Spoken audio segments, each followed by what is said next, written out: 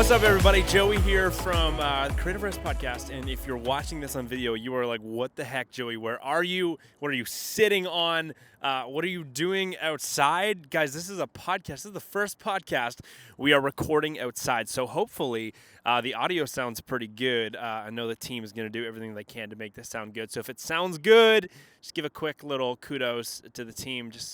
I don't know how you'd ever say kudos to them. But if it sounds good, I hope you're enjoying it. It sounds good because we're quite literally recording this. I'm sitting here on a beautiful car. This is an old vintage car. It's actually a family car. It's my wife's father, so my father-in-law's car. It's an old 65 Mustang that he bought for almost nothing, almost 40 years ago.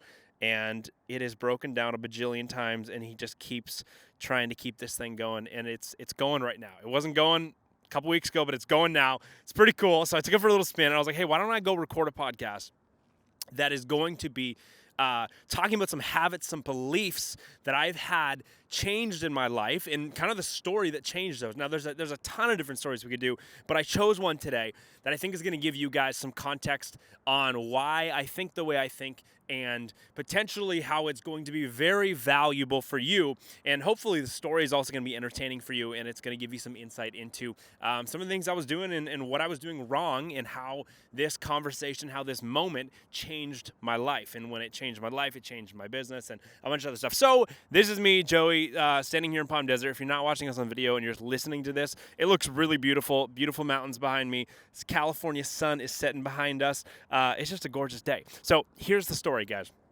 So glad you're here for this podcast. This is a really important story. If I think about like the top 10 moments that have shaped me over the years, this one ranks pretty high up on the list. Because it's really altered a lot of the stuff that I've done in my life business-wise, and I'm really grateful for it. And it basically goes like this.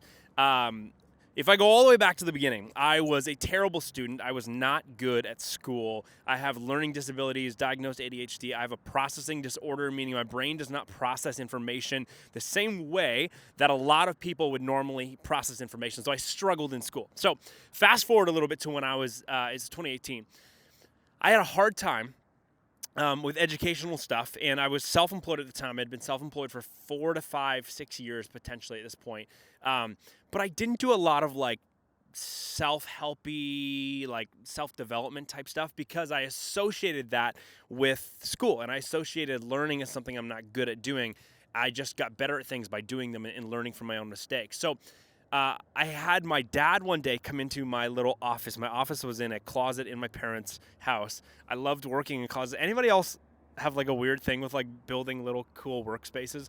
I always loved doing that growing up. I would like build little like makeshift workspaces in my closets growing up. Anyways, I think I was working in a closet, and my dad said to me, "Hey, Joe, I want you to listen to this podcast. Here's a podcast by this guy. His name's Chris Harder. It's a finance podcast. I think you're going to really enjoy it." And so I said, I don't listen to podcasts. And he said, I think you should just give it one episode. And I said, I don't listen to podcasts. And in the back of my head, I was thinking, I don't listen to podcasts because I'm not good at education, because I have learning disabilities. And so I wrote off anything that's educational as I'm not good at it. I won't get any value from it. So eventually he nagged me. And he said, please listen to this podcast. It's so good. I think you're really going to get some value from it. I eventually listened to a podcast, and it was mind-blowing. It changed a lot of stuff I thought about money in one episode. Chris Harder's podcast is a finance/business podcast, and it is all about altering the way you think about money so you can create a more financially abundant future. And his podcast is all about the tagline of also, so when good people make good money, they can turn around and do good things. They can give back to people. And I really enjoyed that. So I got obsessed with Chris's show right off the bat. I was like, man, this show is amazing. I love this thing. It's so good. And I got addicted to podcasts. And I was like, oh my gosh, why have I not been using podcasts to learn everything for the past couple of years? So long story short, fast forward a couple weeks, I had been just absolutely soaking up everything I could on Chris's podcast. And then I thought to myself, man, I'm pretty naturally confident guy. I was born, I think, with a little bit more confidence than maybe your typical Joe. My name is Joey. So I decided, why don't I try and get in touch with Chris? Why don't I go fly myself to California, ask him for 15 minutes of his time, and see if this multi-millionaire would meet up with me and teach me a thing or two about business for even 15 minutes. I'll buy him lunch or I'll buy him coffee. That sounds like a good deal to me. I will get myself all the way across the United States, all the way into the US, being from Canada at that time. I will do all that work just for 15 minutes of his time. There's no way he's going to say no, right?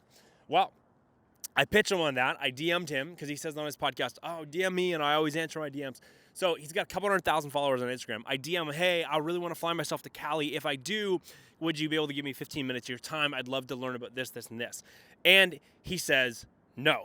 Quite literally, I have the message right here. It says, how can I learn more from you? Are you willing to speak with me for 15 minutes? If I flew to meet you, what would it take to have an hour or a half day of your time? I would love to ask you some questions, get your insights on how to move from where I am to where you are, topics such as influence, personal growth, mentorship stuff, blah, blah, blah, blah, blah.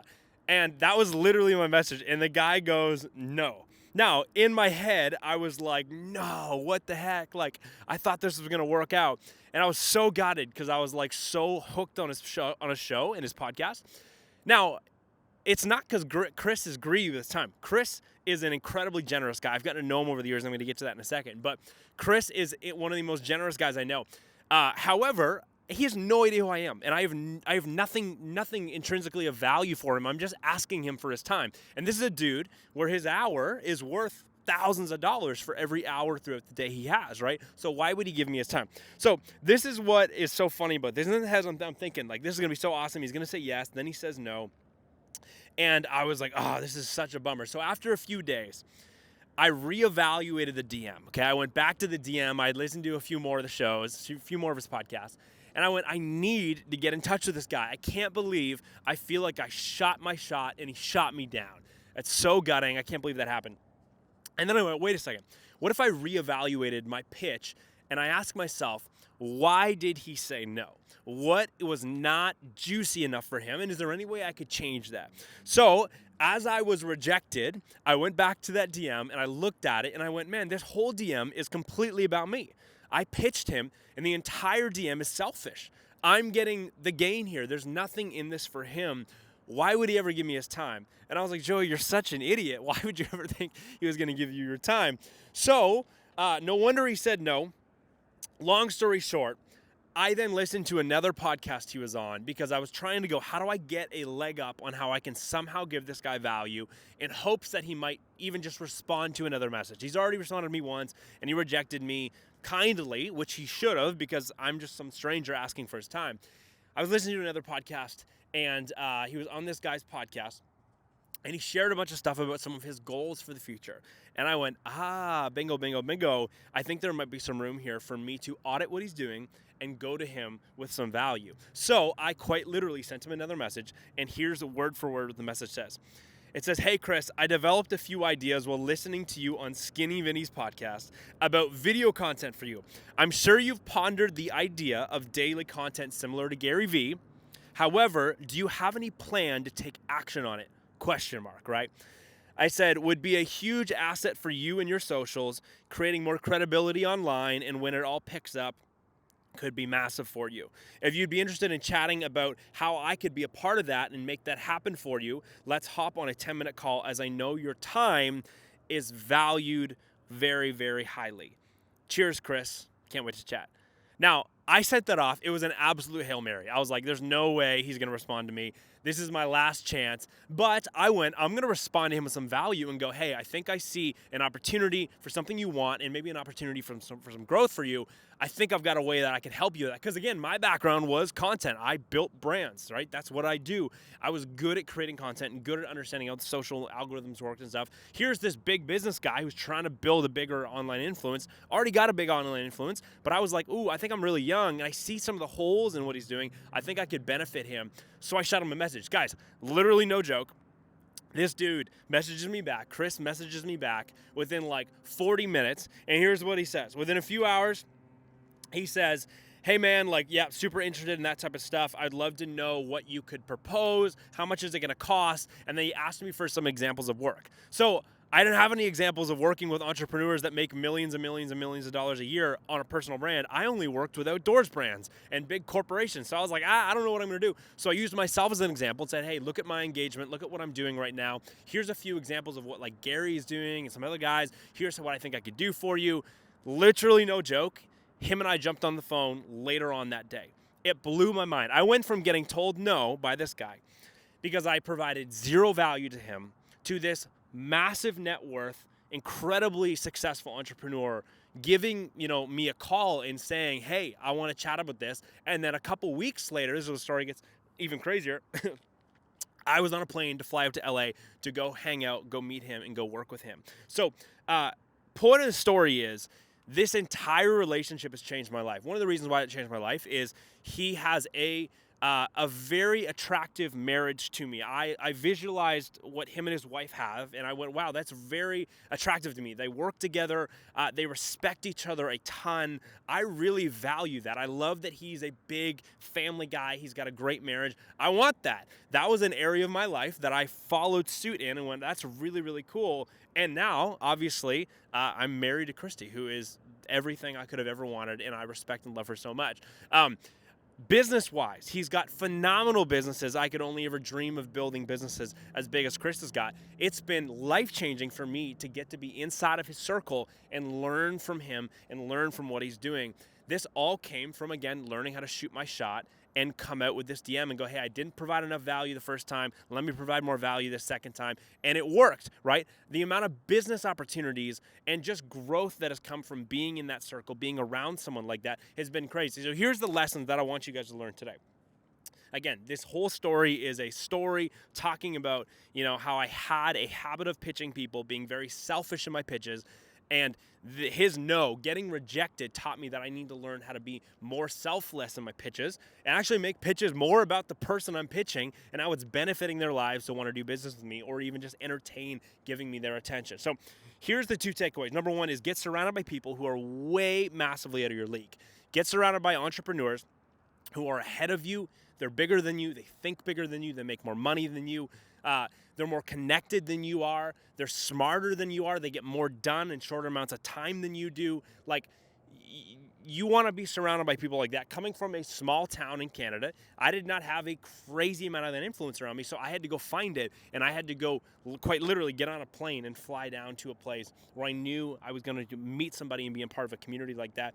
So you need guidance. It's not weakness to ask for help. So part of that relationship with Chris was I would do work for him and I would negotiate getting, coached by him and getting to join his communities, getting to be a part of his masterminds. I was negotiating how I could get involved in all that stuff by adding value to his life, by helping him with his content strategy, helping him with his brand, helping him with everything he was doing, video and photo stuff. And that was massive for me. And it's not a weakness to ask for help.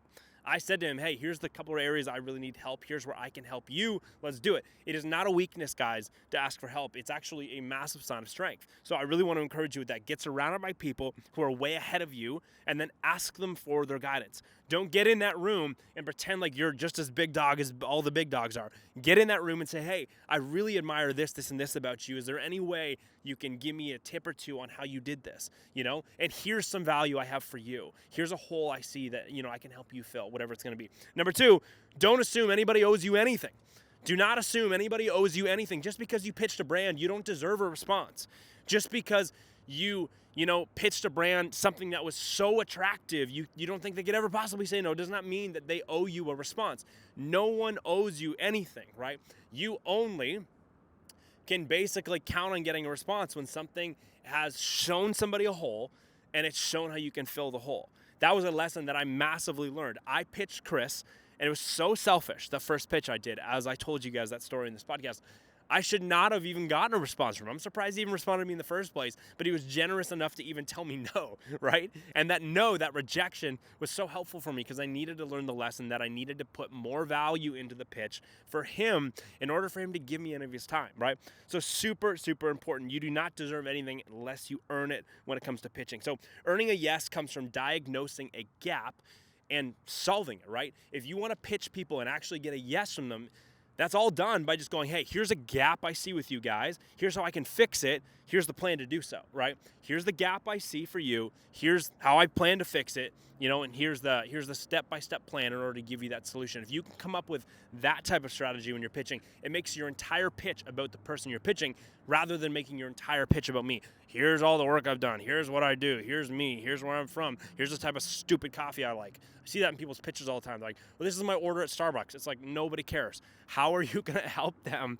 How are you going to make their lives, their business, their wedding day, their brand, whatever it's going to be, better, right? How can you do that? Okay? Super important. If you get a no, do not give up. I got a no from him right off the bat.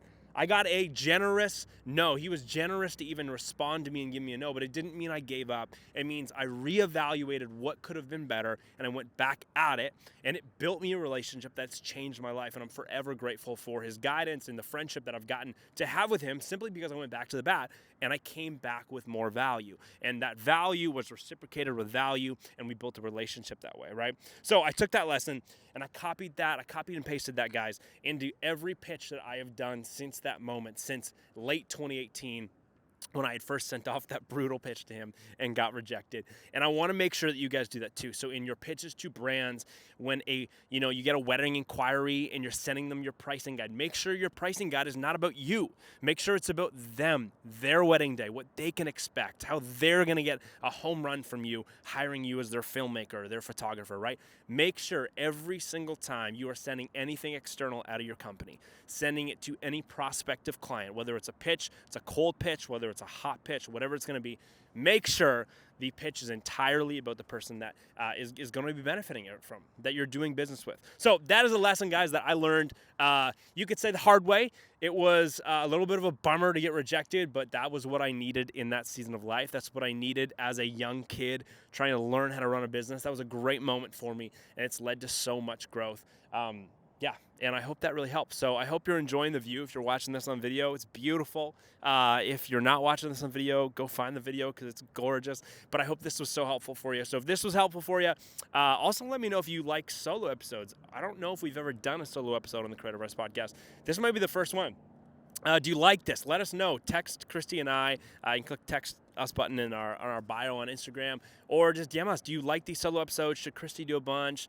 She's got super good stories. She can come on here and rip off too. But anyways, guys, thanks so much for being here. We're jumping on into the later part of this year. I'm getting excited for Christmas, getting excited for 2023. That's crazy that it's coming up so quick. So yeah, get excited with that. And we will see you on the next one, guys. Thanks for being here.